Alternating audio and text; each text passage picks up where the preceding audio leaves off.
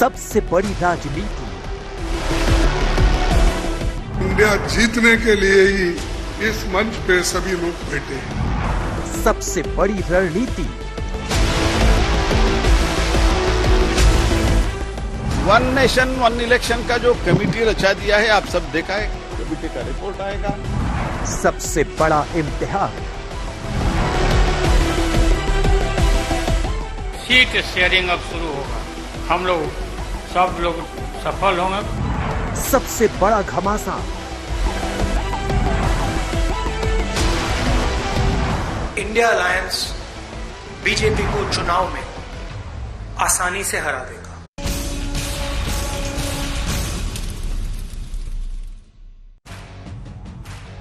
एक देश एक चुनाव 24 के पहले मोदी दाव। नमस्कार, आप देख रहे हैं हल्ला बोल, आपके साथ मैं हूं अंजना ओम कश्यप। एक देश एक चुनाव की जो चर्चा शुरू हुई है, आज हम उसी पर हल्ला बोल करेंगे। हमारे साथ एनडीए और इंडिया दोनों गठबंधनों की ओर से मौजूद रहेंगे मेहमान। इंडिया गठबंधन की मुंबई में चल रही बैठक अब से थोड़ी देर पहले खत्म हुई। बैठक के बाद गठबंधन के नेताओं ने दावा किया कि नुकसान नहीं सहेंगे, मिलकर लड़ेंगे। उन्होंने बीजेपी को चुनौती दी, अब की बार इंडिया जीतेगा कहा। दूसरी ओर बीजेपी और एनडीए भी अपनी रणनीतियां तैयार कर रही है। सरकार ने विशेष सत्र बुलाई है। कहा जा रहा है कि इस सत्र में एक देश एक चुनाव को लेकर चर्चा भी हो सकती है। हम आपको दिखा रहे हैं देश के एक देश एक चुनाव कैसे मुमकिन है, यानी अगर बिल आता है तो कैसे पास होगा। हम आपको दिखा रहे हैं कि एक देश एक चुनाव वाले बिल के लिए संविधान के 5 अनुच्छेदों में संशोधन करना पड़ेगा, यानी ये बिल संविधान संशोधन बिल होगा। और जब संविधान बिल होगा तो इसे पास कराने के लिए सदन में 2/3 बहुमत की जरूरत होगी। साथ ही बिल पर देश के आधे राज्यों के विधानसभाओं की मंजूरी होगी। लोकसभा और राज्यसभा दोनों में ही 2/3 बहुमत की जरूरत पड़ेगी। संविधान संशोधन बिल है, इसलिए हम आपको ये भी दिखा रहे हैं कि एक देश एक चुनाव बिल के लिए संविधान के किन किन अनुच्छेदों में संशोधन करना होगा। अनुच्छेद 83(2) जो कि लोकसभा का कार्यकाल तय करता है, उसमें संशोधन होगा। अनुच्छेद 85(2)(b) जो लोकसभा को भंग करने से संबंधित है, उसमें संशोधन। अनुच्छेद 172(1), 174(2)(b) में संशोधन जरूरी होगा। ये दोनों राज्य की विधानसभा के कार्यकाल से जुड़े हुए हैं। साथ ही अनुच्छेद 356 में भी संशोधन करना होगा। आज हम इसी से जुड़े तमाम सवालों पर चर्चा करेंगे, जानने की कोशिश करेंगे कि क्या ये 24 के लिए मोदी दाव है। हमारे साथ सुधांशु त्रिवेदी जी, राष्ट्रीय प्रवक्ता, सांसद, भारतीय जनता पार्टी के यहाँ स्टूडियो में जुड़ गए हैं, स्वागत है आपका। प्रियंका कक्कड़ जी, आम आदमी पार्टी की प्रवक्ता, जुड़ गई हैं। रोहन गुप्ता जी, कांग्रेस पार्टी के नेता, हमारे साथ जुड़ रहे हैं। तमाम अन्य मेहमान भी जुड़ रहे हैं, लेकिन पहले ये रिपोर्ट।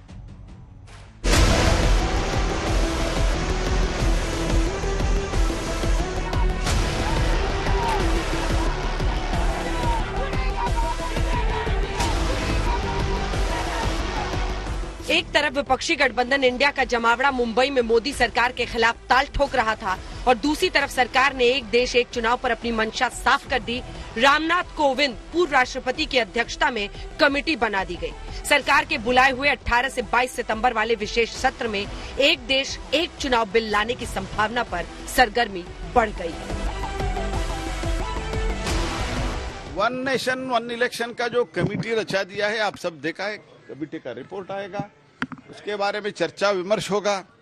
तो हम तो ये नहीं कहे कल से ही जारी होगा, ये तो हमने थोड़ी कहा है। तो चर्चा तो होना चाहिए, विमर्श होना चाहिए।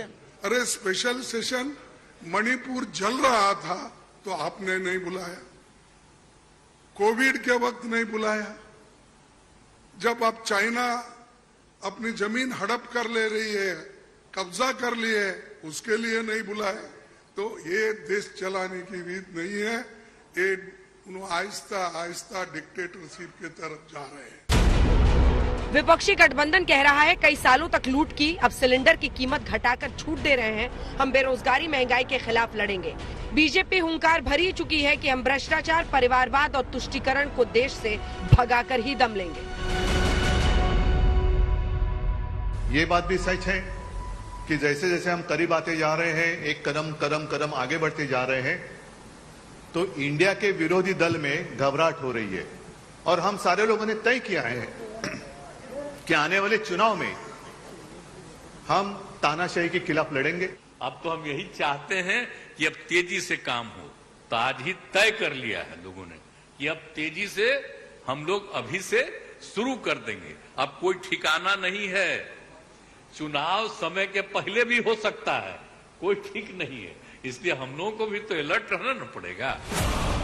विपक्ष की तरफ से नीतीश कुमार ने एक बार फिर लोकसभा चुनाव के जल्द होने की संभावना जाहिर की, तो कांग्रेस अध्यक्ष मल्लिकार्जुन खड़गे ने विशेष सत्र बुलाए जाने पर सवाल खड़े किए। लेकिन एक देश एक चुनाव पर अपने संबोधन में सबने चुप्पी साध रखी। एक एक कर तमाम विपक्षी दिग्गजों ने सरकार पर एक एक कर धावा बोला। आज हमें बहुत दुख होता है कि आज हमारे देश के अंदर जो सरकार है, मोदी सरकार, मुझे लगता है कि आजाद भारत की सबसे भ्रष्ट सरकार और सबसे अहंकारी सरकार है। करप्शन से मैक्सिमम प्रॉफिट, भ्रष्टाचार के माध्यम से मैक्सिमम प्रॉफिट कैसे हो? CMP, करप्शन से maximum profit.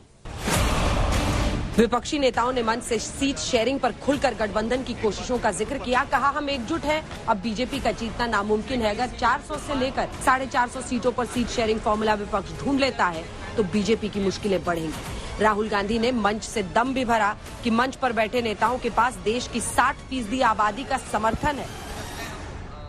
A coordination committee and committees under that committee, and the second step is a decision that we will expedite all seat sharing discussions and decisions. सभी लोगों को accommodate करके आगे seat sharing अब शुरू होगा।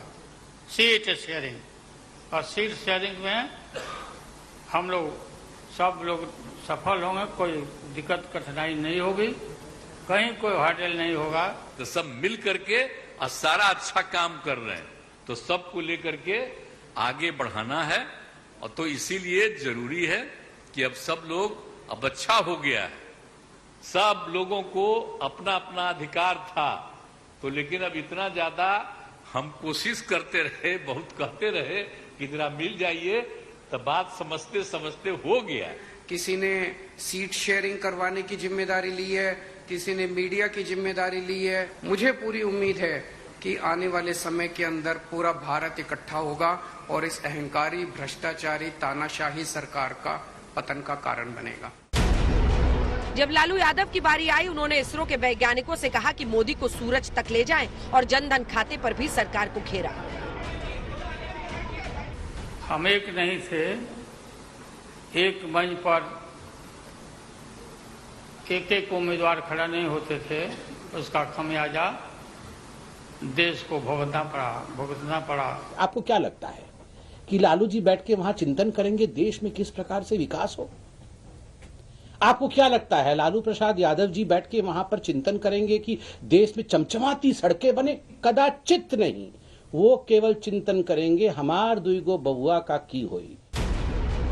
बीते दिन भी इंडिया गठबंधन की तीसरी बैठक पर बीजेपी ने धावा बोला था। विपक्ष ने कहा था सरकार डर गई है। एक और हम चंद्रयान है, हमारा प्रज्ञान रोवर भी निकला हुआ है, काम भी कर रहा है, विकास भी चल रहा है। और कांग्रेस पार्टी आपको बता दे, आपका मिसाइल लॉन्च नहीं होने वाला है, फ्यूएल नहीं है। ये इंडिया नामक जो गठबंधन, ये मोदी जी की नींद हराम कर दिए हैं। तो संबित पाठक में ये नसीहत देंगे कि हमारे देश के प्रधानमंत्री जी के लिए नींद की गोली का इंतजाम करे। दिल्ली और मुंबई सियासी सरगर्मी से सुलग रहे। दिल्ली में एक देश एक चुनाव पर हलचल तेज है। मुंबई में विपक्ष एकजुट होकर 24 में मोदी को परास्त करने के प्लान को आकार दे रहा है। आज तक ब्यूरो। तो इससे पहले कि हम चर्चा की शुरुआत करें, राहुल गांधी ने प्रधानमंत्री नरेंद्र मोदी पर, बीजेपी सरकार पर साधा है एक बार फिर से निशाना और कहा है कि अंग्रेज भी कांग्रेस मुक्त भारत को नहीं कर पाए। जो उन्होंने कहा है मुंबई में, अंग्रेज भी भारत को कांग्रेस मुक्त नहीं कर पाए। पीएम ने कहा था भारत को कांग्रेस मुक्त कराना है, अंग्रेज भी नहीं करा पाए, तो आप क्या कराएंगे?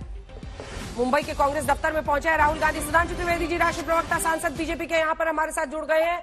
अन्य मेहमान प्रियंका कक्कड़, रोहन गुप्ता हमारे साथ, प्रवक्ता कांग्रेस पार्टी के आनंद दुबे, शिवसेना की तरफ से आशुतोष वर्मा, समाजवादी पार्टी धीरेन्द्र कुमार, प्रवक्ता एलजेपी के। लेकिन सुधांशु जी, आपके फेवरेट टॉपिक से ही बुलेटिन की शुरुआत हो रही है, क्योंकि राहुल गांधी ने कहा, देखिए एक देश एक चुनाव।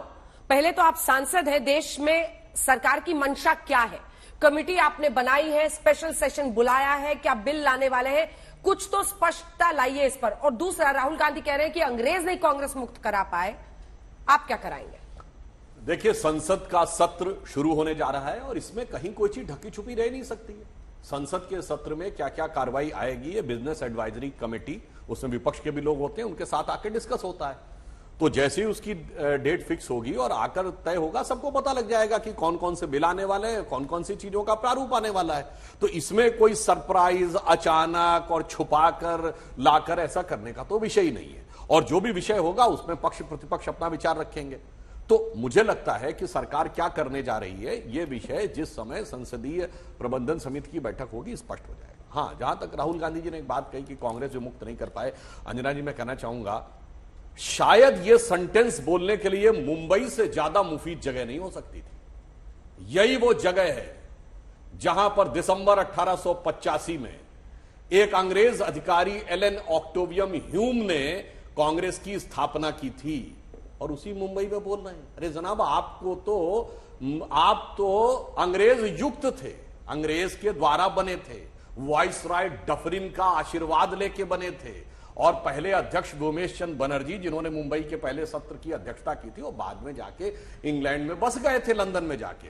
और मैं दर्शकों से कहता हूं, 1885 से 1920 के मैं कुछ कांग्रेस अध्यक्षों के नाम बता रहा हूं। विलियम वैडनबर्न, जॉर्ज यूल, अल्फ्रेड रोब, ये सब ब्रिटिश सरकार के सेक्रेटरी थे, यानी गवर्नमेंट ऑफ इंडिया के सेक्रेटरी, और ये कांग्रेस के अध्यक्ष रहे हैं। यहां तक कि कांग्रेस टूटी किस बात पे थी?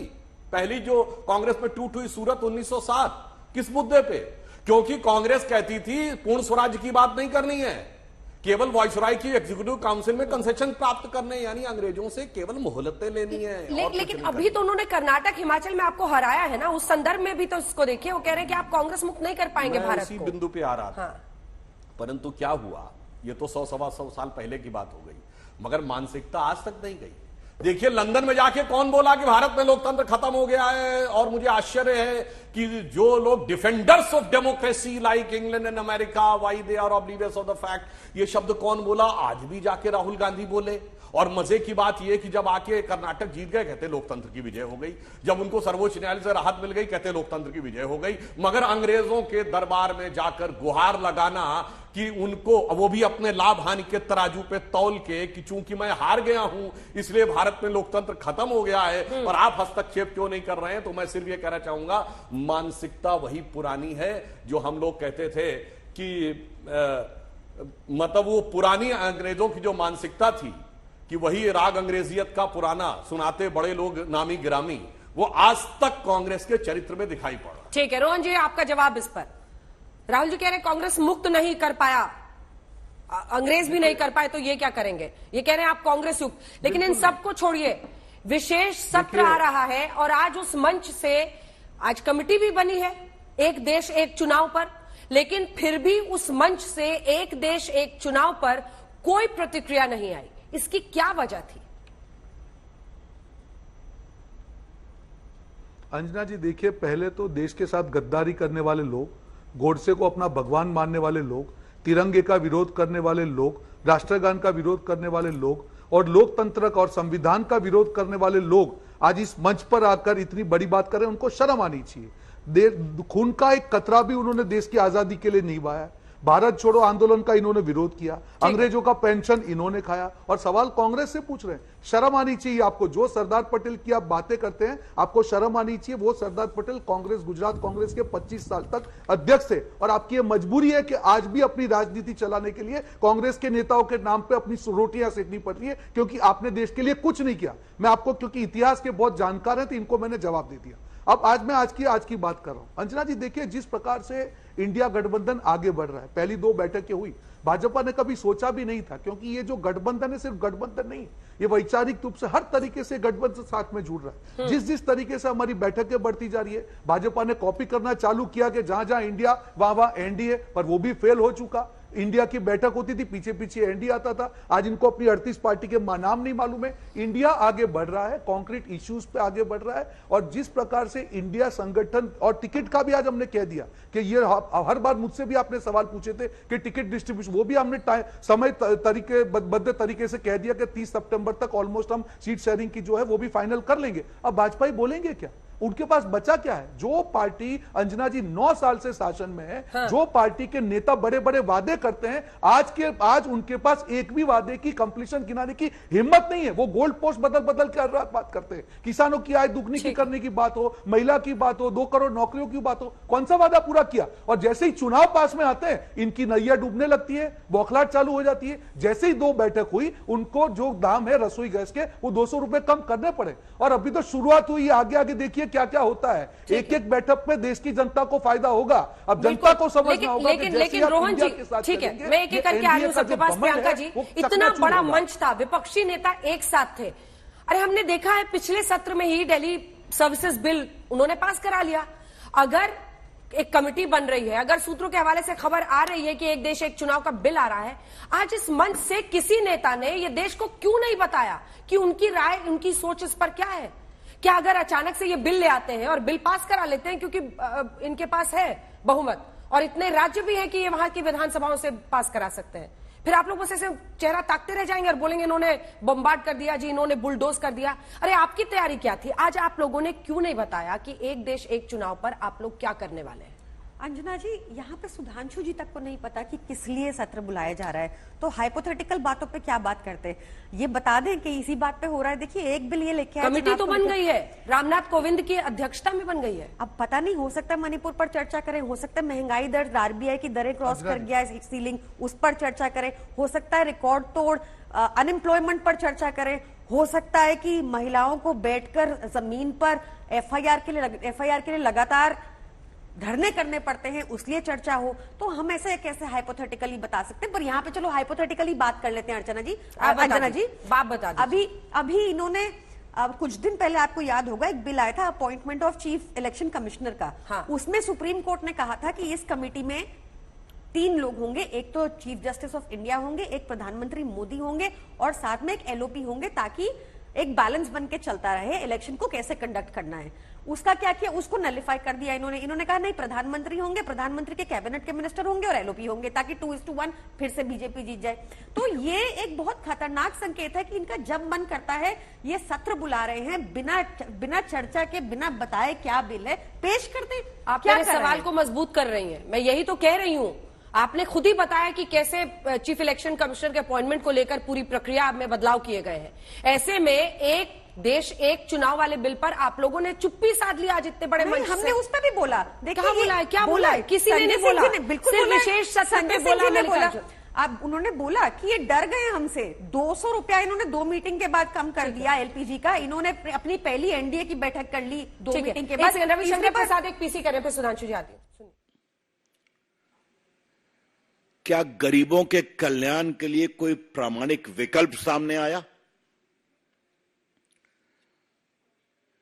क्या देश की महिलाओं, बच्चों, स्वास्थ्य के लिए कोई ठोस बातें कही गई?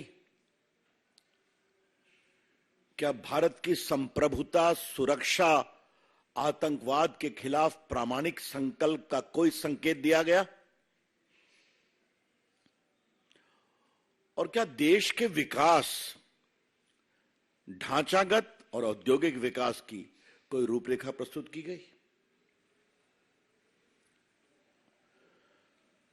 In the third meeting of the so-called alliance, there was no vision for the development of India.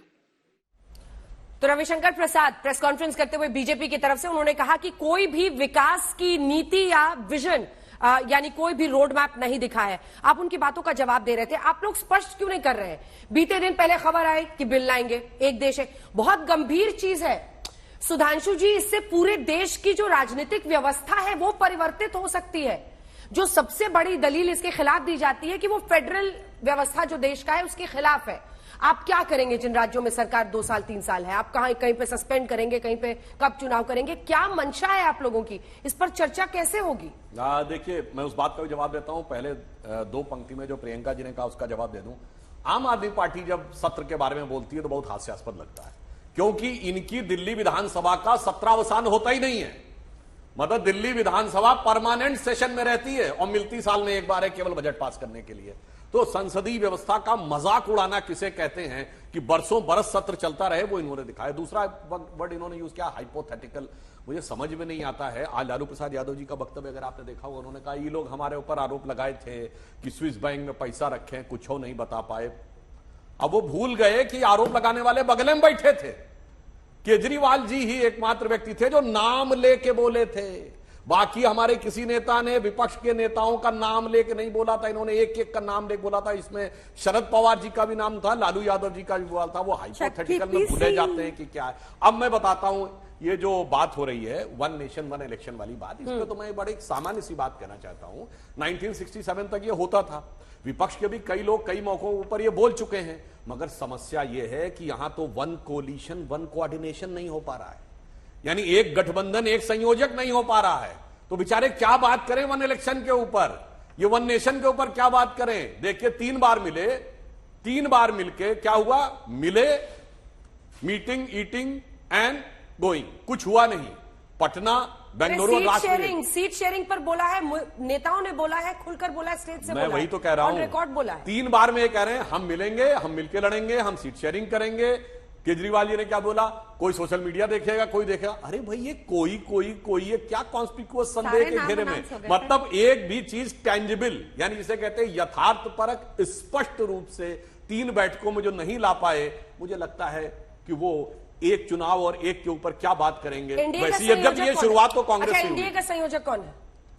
NDA में तो नेता है, संयोजक की आवश्यकता नहीं है। अच्छा, तो उधर एनडीए में तो नेता है, उधर नेता भाई वहां नेता की तो देखिए, फ्रैंकली स्पीकिंग वर्ड थोड़ा हार्ड है, वहां किसी की औकात नहीं है कि अपने को नेता बोल दे, तो इसलिए संयोजकत्व तक ही अपने को सीमित रखना। बार बार कह रहे थे मल्लिकार्जुन खड़गे जी हमारे प्रिय नेता, हमारे नेता कह रहे थे वो, वैसे हमारे नेता कह रहे थे। एक मैं on the lighter note Anjana ji एक बात कहना चाहता हूं, अगर आप देखें तो वहां 7 ठो मुझे लगता है प्रधानमंत्री पद के उम्मीदवार हैं। इधर तो शुरू करिए तो केजरीवाल जी हैं, उत्तर प्रदेश में अखिलेश जी हैं, तो बिहार में 2 ठो हैं, नीतीश कुमार जी भी हैं, तेजस्वी जी के भी मन में है, और बंगाल में ममता जी हैं, शरद पवार जी हैं, और सबसे ऊपर राहुल जी हैं। तो मुझे क्या लगता है, बचपन में हम लोग एक गाना सुने थे ना कि सोमवार को हम मिले मंगलवार को नैन, और बुध को मेरी नींद गई और जुमे रात को चैन, और शुक्र शनिकट मुश्किल से आज है एतवार। आखिरी लाइन में चेंज कर देता हूं, 7 दिनों के लिए है भैया 7 PM तैयार।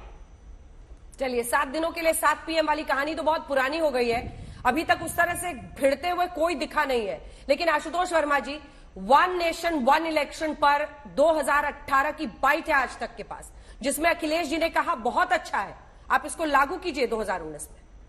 आज क्या स्टैंड है? क्योंकि इंडिया को विरोध करना है, इसलिए विरोध करेंगे। अगर देश हित में भी कोई फैसला है, देश के संसाधनों पर कम असर होगा, खर्च कम होगा, वक्त कम बर्बाद होगा देश का, प्रशासन का।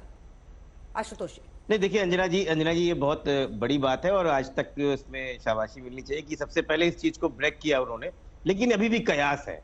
और अभी जैसे आम आदमी पार्टी की प्रवक्ता ने बोला कि सुधांशु जी को नहीं पता है, मैं चैलेंज करके कहता हूं प्रहलाद जोशी जी जो संसदीय कार्य मंत्री हैं, उनको भी नहीं पता है कि क्यों बनाया गया सेशन।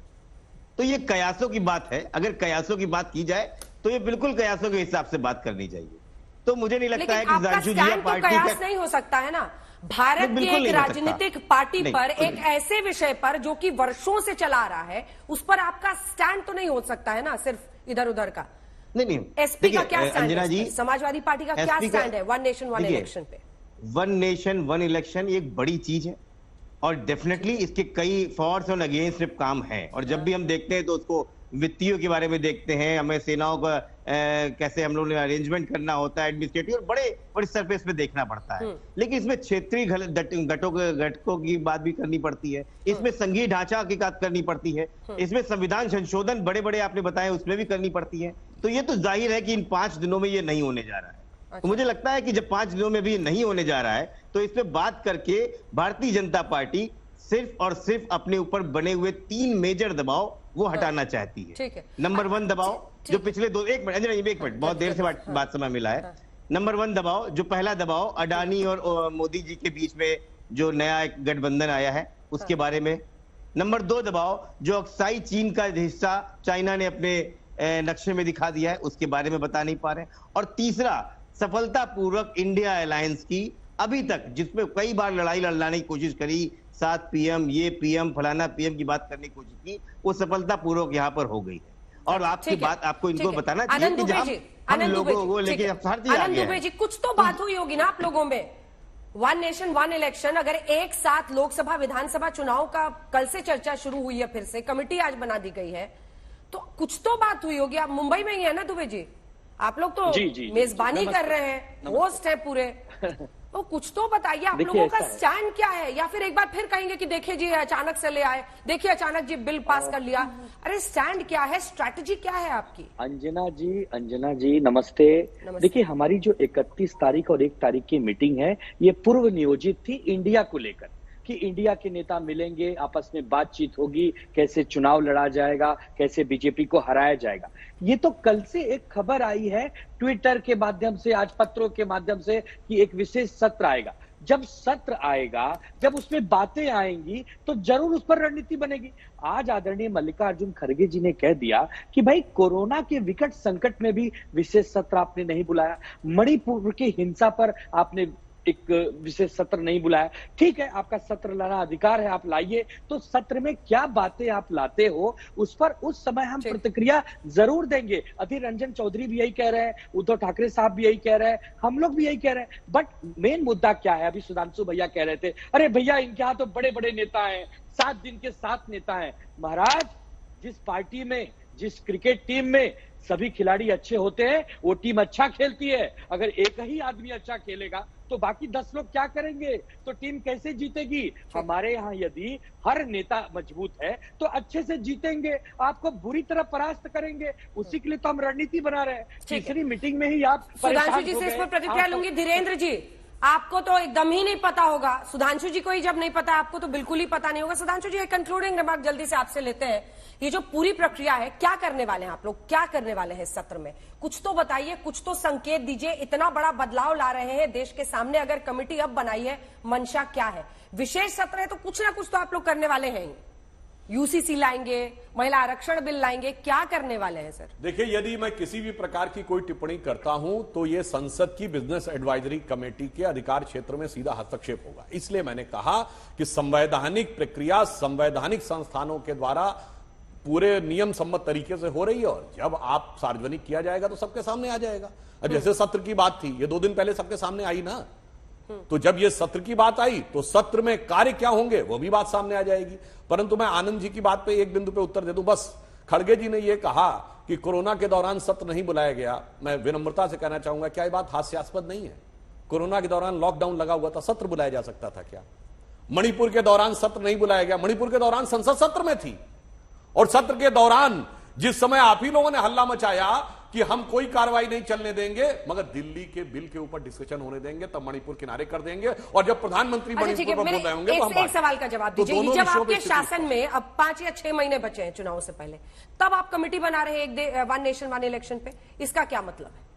देखिए, अनेक कार्य होते हैं जो सरकार के शुरू होने से लेके बाद तक होते रहते हैं। ये एक व्यवस्था की बात है, तो सरकार ने इस पे कमेटी बनाई। अब कमेटी बना के अभी छोटी चीज नहीं है कि आप अचानक से बना देंगे कमेटी। नहीं, मैं देखिए कह रहा हूं कि अभी सरकार 4 राज्यों में चुनाव होने हैं, लोकसभा चुनाव होना है। पहले से ही दोनों कह रहे हैं, ममता जी और नीतीश बाबू, आज भी नीतीश बाबू बोले कि पहले चुनाव हो सकता है। हमारे विपक्षी दलों के भी लोगों ने कहा कि एक संवैधानिक व्यवस्था है जिसमें सभी राज्य सरकारों, विपक्षी दलों, सभी के साथ सहमति के साथ ही निर्णय होगा। इसमें कोई समस्या की बात ही नहीं है। परंतु हम एक बात कहना चाहते हैं कि सिद्धांत रूप में हम ये मानते हैं कि एक साथ इलेक्शन होना चाहिए। इनके भी कई नेता बोल चुके हैं, पर अभी जैसे आशुतोष वर्मा जी कह रहे थे, मैं इनके लिए शब्द प्रयोग कर रहा हूं, इनमें से पूछिए किसी, मैं गारंटी के साथ कह सकता हूं, इनमें से कोई भी अपना स्टैंड बोलने को तैयार नहीं होगा, और बोलेंगे तो सब एक दूसरे में किंतु परंतु लाकर बोलने लगे। चलिए ठीक है। और एक राज्य जिसमें चुनाव होने वाला तेलंगाना, उससे असदुद्दीन ओवैसी साहब, AIMIM के अध्यक्ष, हमारे साथ इस वक्त लाइव जुड़ रहे हैं। ओवैसी साहब, मेरा पहला प्रश्न आपसे यही है, इंडिया गठबंधन ने अपनी बैठक में आज वन नेशन वन इलेक्शन पर कुछ नहीं कहा है, लेकिन जो विशेष सत्र 18 से 22 सितंबर तक होने वाला है, उसमें अटकलें हैं कि ये बिल लाया जा सकता है। क्या आप इसके पक्ष में हैं? अभी तक तो आप विरोध में ही बोल रहे हैं, लेकिन एक देश एक चुनाव के जरिए एक बहुत बड़ा बदलाव हो सकता है। देश के रिसोर्सेस, संसाधनों पर जो खर्च होता है, जो वक्त जाया होता है, जो प्रशासनिक दबाव रहता है, उन सब से निजात मिलेगा। फिर क्या अड़चन है, क्या दिक्कत है, क्यों नहीं होना चाहिए, क्यों ना है? कमेटी बनाई गई है, वो बात करेगी इस पे। नहीं, जब लॉ कमीशन ने अपना पॉलिटिकल पार्टी से, जनता से ओपिनियन पूछा तो उस वक्त ही हमने लॉ कमीशन को लिखकर दे दिया था कि हमारी party one nation one election के खिलाफ है। और 2019 के लोकसभा के चुनाव के बाद जब प्रधानमंत्री ने पहली ऑल पार्टी मीटिंग पार्लियामेंट की लाइब्रेरी में ली थी, उसमें तमाम पॉलिटिकल पार्टीज को बुलाया गया था, जिसमें से 2 लीडर्स ने खुलकर उसकी मुखालिफत की थी। एक असदुद्दीन ओवैसी, दूसरा सीताराम येचुरी। कांग्रेस ने एम्बिगुअस, जो अंग्रेजी में बोलते हैं, आधी बात आधी उधर कर रहे थे। अब आप कहते हैं कि चुनाव अच्छा होगा, एक साथ हो जाए। 27 जुलाई 2023 को राज्यसभा में एक सवाल के जवाब में वन नेशन वन इलेक्शन के अनस्टार्ट क्वेश्चन में सरकार ने यह जवाब दिया है कि एक पूरे पॉलिटिकल पार्टी से कंसेंसस लेना पड़ेगा और ये बहुत जरूरी है कि स्टेट गवर्नमेंट्स राजी हो जाएं। और तीसरा उन्होंने कहा कि थाउजेंड्स ऑफ करोड़ यानी हजारों करोड़ रुपए की जरूरत पड़ेगी नए ईवीएम्स और वीवीपैट्स के लिए। अब ये नहीं मालूम कि हजारों करोड़ कहां से आएंगे। मोदी जी तो जादूगर, जबान के जादूगर जरूर हैं, मगर पैसों के जादूगर बन जाएंगे तो मुझे नहीं मालूम। हम इसलिए इसके अपोज कर रहे हैं मैडम कि पैसों की बात करते हैं, पैसे बच जाएंगे। अरे भैया, पैसे तो संविधान में, बजट में इलेक्शन कराने के लिए पैसे इलेक्शन कमीशन को दिए जाते हैं, तो पैसों की बात क्यों कर रहे हैं आप? और तीसरी बात यह है कि ये नेशनल पार्टीज को सूट करेगा वन नेशन वन इलेक्शन, और वो यही चाहेंगे कि हमेशा मुद्दा नेशनल का रहे, तेलंगाना का मुद्दा ना रहे, कर्नाटक आंध्रा का ना रहे। चौथी बात यह है कि आप संविधान के बेसिक स्ट्रक्चर को हाथ ही नहीं लगा सकते। फेडरलिज्म संविधान का बेसिक स्ट्रक्चर का हिस्सा है। आप ये नहीं बोल सकते कि पैसे बच जाएंगे, कन्वीनियंस होगा। अरे भैया, कन्वीनियंस और पैसे बचने की बात को लेकर आप फेडरलिज्म को संविधान से हटा नहीं सकते। तो इसलिए हम इसका अपोज कर रहे हैं। ये संविधान के खिलाफ होगा। 2 काउंटर क्वेश्चन है आपकी बात से ही निकला हुआ। एक, आपने कहा कि नेशनल इश्यूज पर इलेक्शन कर देंगे। कई राज्यों ने यह साबित किया है, कर्नाटक ने साबित किया है। इससे पहले आपने देखा दिल्ली में केजरीवाल के लिए चुनते हैं, लेकिन जब लोकसभा आता है तो सभी साथ के साथ सांसद बीजेपी के होते हैं। ऐसा ही आपने देखा अनेकों, राजस्थान कांग्रेस की सरकार बनी, लेकिन जब लोकसभा चुनाव हुए तो सारी की सारी सीटें बीजेपी को आ गई। कई राज्यों में, कर्नाटक में आप देखिए, जनता बहुत स्मार्ट है सर। जनता को पता है उसको किसको चुनना है। उसको पता था कि बासवराज बोम्मई को दूसरा मौका नहीं देना है, वहां पर ब्लडबाथ कर दिया बीजेपी के लिए, कांग्रेस की सरकार बना दी। जहां उसको विकल्प दिखता है वो विकल्प चुनते हैं, लेकिन ये नहीं बताता है कि फिर वो लोकसभा चुनाव आने पर बीजेपी का साथ नहीं देंगे। तो जाहिर तौर पर उन्हें वहां पर भी पता होगा कि हम राज्य के लिए क्या वोट करना है और दूसरी तरफ लोकसभा के लिए क्या करना है। ये डिफरेंशिएशन करने का वक्त तो उन्हें मिलेगा ही। तो इसका जवाब यह है कि एम्पिरिकल डेटा है मैडम, जिसमें यह बताया गया है कि 77% लोग अगर एक साथ चुनाव होगा तो वो एक ही पार्टी को वोट देंगे, डिफरेंशिएट नहीं करेंगे। तो इसीलिए कह रहा हूं कि नेशनल पार्टीज के पास रिसोर्सेज बहुत ज्यादा होंगे, लेवल प्लेइंग फील्ड नहीं होगा। अब जब लेवल प्लेइंग फील्ड की बात कर रहे हैं तो इलेक्टोरल बॉन्ड सबसे ज्यादा बीजेपी को क्यों मिल रहे हैं, असदुद्दीन ओवैसी को क्यों नहीं मिल रहे हैं, दूसरे पार्टीज को क्यों नहीं मिल रहे? और इलेक्टोरल बॉन्ड ऐसी कौन सा कोक का फॉर्मूला है कि सिर्फ प्रधानमंत्री को मालूम और आरबीआई को मालूम? तो हम यही तो बता रहे हैं आपको, लेवल प्लेइंग फील्ड नहीं होगा। आप जनता की बात कर रहे हैं, मगर यही जनता का डेटा बता रहा है कि एक साथ जब चुनाव होते 77% लोग एक ही पॉलिटिकल पार्टी को वोट देते हैं। तो आप संविधान के जो पार्लियामेंट्री डेमोक्रेसी है, फेडरलिज्म है, आप उसको कन्वीनियंस के नाम पर उसको सैक्रिफाइस नहीं कर सकते। आप पूरा देश जो इलेक्शन मोड में रहता है, तमाम मंत्री, मुख्यमंत्री, प्रधानमंत्री सब चुनावी कैंपेन में लगे रहते हैं, अधिकारियों का भी वही हाल रहता है। आपको नहीं लगता उससे निजात पाने की जरूरत है? मैं बड़ी तस्वीर पर आपसे बात कर रही हूं। किस दल का अस्तित्व बचता है, किसका बिगड़ता है, उसकी बात नहीं कर रही हूं। मैं बात कर रही हूं प्रशासन की, देश की, देश में कैसे काम हो सके, वरना हम हमेशा इलेक्शन मोड में रहते हैं। हाँ, नहीं, आप सही कह रहे हैं। पॉलिसी पैरालिसिस की बात कर रहे हैं ना आप, जो चुनाव होगा तो पॉलिसी पैरालिसिस होगा। मैडम, पिछले 9 साल से तो बीजेपी तो हर रोज इलेक्शन कैंपेन में रहती है। हैदराबाद का म्युनिसिपल कॉरपोरेशन है तो देश के होम मिनिस्टर पहुंच जाते हैं। हैदराबाद का म्युनिसिपल कॉरपोरेशन है तो 6 यूनियन मिनिस्टर पहुंच जाते हैं, 10 दिन तक कैंप करते हैं। तो इससे पॉलिसी पैरालिसिस पैदा हो रहा। पॉलिसी पैरालिसिस, अच्छा ये बोलते कि मॉडल कोड ऑफ कंडक्ट की वजह से हम नहीं कर सकते, झूठ है ये। मॉडल कोड ऑफ कंडक्ट आपको नहीं रोकता डेवलपमेंट एक्टिविटीज करने के लिए। अब मिसाल के तौर पर अभी देश में 5 सितंबर को बहुत से जगहों पर बाई इलेक्शन होने जा रहे हैं। तो प्रधानमंत्री ने ऐलान कर दिया कि भाई गैस का सिलेंडर पे 200 रुपए कम हो रहे हैं। डेवलपमेंट एक्टिविटीज पे कहां रोक लग रहा है आपको? ये कोशिश यही है कि पूरा हिंदुत्व की आइडियोलॉजी को लागू कर दिया जाए, इस देश को हिंदू राष्ट्र बना दिया जाए। इसीलिए बार बार प्रधानमंत्री ये कह रहे हैं कि 1 नेशन 1 इलेक्शन। अरे आप 1 नेशन 1 इलेक्शन कैसे करेंगे? एक ही झंडा रहता है बार बार। इलेक्शन 1 नेशन 1 इलेक्शन की भी चर्चा हो, एक ही झंडा रहता है सर। हिंदुत्व लाना चाहते हैं, हिंदुत्व करना चाहते हैं, हिंदुत्व का एजेंडा चलाना चाहते हैं। बिल्कुल है। कैसे सर? बिल्कुल है, बिल्कुल कौन सी पार्टी अब अछूती है इससे? कौन सी पार्टी अछूती है? सुन ली, भारत को आप एक यूनिटरी स्टेट हम बनने नहीं देंगे। ये बीजेपी का ये जो कोशिश है, वो तो यही चाहते हैं। अच्छा आप ये बताइए, आप बीजेपी जो है कर्नाटका में पूरे एमएलएस को खरीद ली, गवर्नमेंट आप बना लिए। वो क्या था? बीजेपी महाराष्ट्र में वहां पर एनसीपी के अजीत पवार कूदकर चले गए, शिवसेना के लोग चले गए। वो क्या है बताइए? उसको कैसे रोक लगाएंगे आप? और आपको मालूम मैडम, लॉ कमीशन का प्रपोजल क्या है? गवर्नमेंट का प्रपोजल क्या है? प्रपोजल ये है कि अगर 5 साल के लिए एक स्टेट गवर्नमेंट बनती है और अगर 5 साल में 2 साल में सरकार गिर जाती है तो गवर्नर साहब को इख्तियार दिया जा रहा है कि वो 3 साल तक 356 लगा के रखेंगे। ये क्या बात है? क्यों लगा के रखेंगे 356 साहब? आप चुनाव करवाइए। नहीं, चुनाव नहीं करवा सकते क्योंकि फिर वो आगे पीछे हो जाएगा। अरे क्या मजाक है, ये बच्चों का खेल है।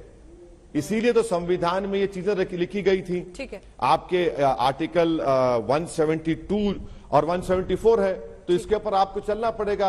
अगर आप मनमानी करेंगे तो कैसे होगा? एक आखिरी प्रश्न सर आपसे, यूसीसी लाने पर भी चर्चा है, अभी अटकलें ही है, लेकिन यूसीसी भी ला सकते हैं, महिला आरक्षण बिल भी ला सकते हैं, इस पर भी चर्चा है।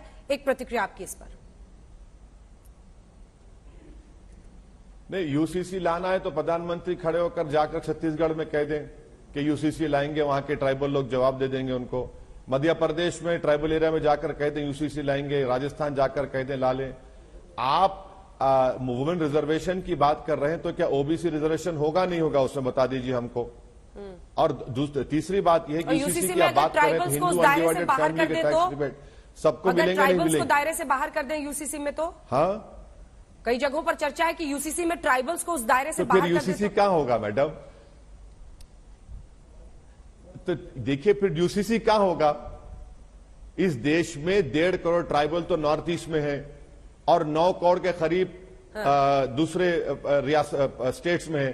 11.5 करोड़ पे लागू नहीं होगा और सिर्फ 20 करोड़ मुसलमान पे लागू होगा, तो यूसीसी कहां होगा? वो ये आई ना बात आपकी। वो यूसीसी क्या होगा? हिंदू अनडिवाइडेड फैमिली के टैक्स रिबेट चलते रहेंगे। हाँ, ये चलते रहेंगे और किसी को नहीं मिलेगा tax rebate. Hindu marriage act चलता रहेगा और मुसलमानों का आप कानून चेंज कर देंगे। चलिए, बहुत बहुत धन्यवाद आपका ओवैसी साहब हमारे साथ जुड़ने के लिए और तीनों ही मुद्दों पर अपनी राय रखने के लिए। हालांकि महिला आरक्षण पर आपने कुछ नहीं बोला, लेकिन एक दिन फिर इस पर चर्चा होगी और देखते हैं, सरकार के लिए भी बड़ी चुनौती है महिला आरक्षण बिल को लेकर, वो लाते हैं नहीं लाते हैं। ओवैसी साहब ने जो कहा, एक सांसद के तौर पर सुधांशु त्रिवेदी जी आपका जवाब चाहेंगे। वो कह रहे हैं कि अगर ईवीएम्स की और ईवीएम्स की जरूरत पड़ती है तो अभी तो अचानक खर्च होगा। अभी तो यही समझ में नहीं आ रहा कि इतनी दिन बाद 9.5 साल सत्ता में रहने के बाद ये जो कमेटी बनाई है आपने, मंशा क्या है? वो कह रहे हैं फेडरल स्ट्रक्चर पर सबसे बड़ी चोट होगी। देखिए, ओवैसी साहब बोले कि वो अपोज करते हैं इसको। मैं तो दर्शकों से कहना चाहता हूं, कोई ऐसी चीज बताइए जिसका वो अपोज ना करते हो। नेता प्रतिपक्ष शब्द होता है, लोग कहते हैं नेता प्रतिपक्ष लोकसभा, नेता प्रतिपक्ष राज्यसभा। ये है नेता प्रतिपक्ष स्थायी सभा, ये permanent leader of the opposition बने रहते हैं, और उर्दू में नेता प्रतिपक्ष कहते हैं हिज़्ब इख्तिलाफ के सदर, क्योंकि ये मजलिसे इत्तेहादुल मुसलमीन के चीफ हैं, जिनको कि वन नेशन वन इलेक्शन में भी हिंदुत्व, हिंदू राष्ट्र नजर आ जाता है। आप समझ लीजिए इन लोगों की क्या गजब की दृष्टि है और क्या गजब की सोच है इन लोगों की, कि हर चीज में कोई भी विषय हो, इन्होंने तो नोटबंदी को भी उससे जोड़ दिया था।